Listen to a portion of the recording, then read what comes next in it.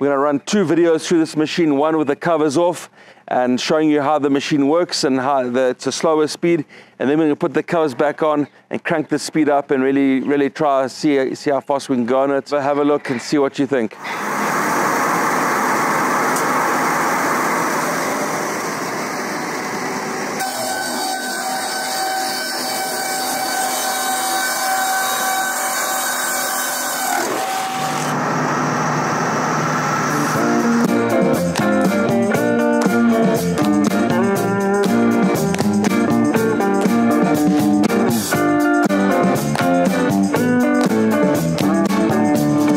So Corvus, let's start it up, crank the speed up for us, full speed, let's see where we can go.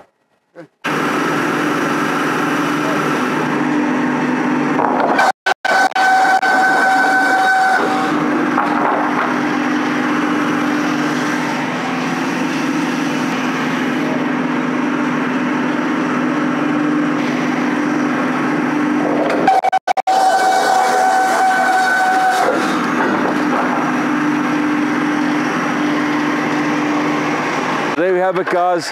This machine is a fantastic machine. You saw the speed from slow to very fast.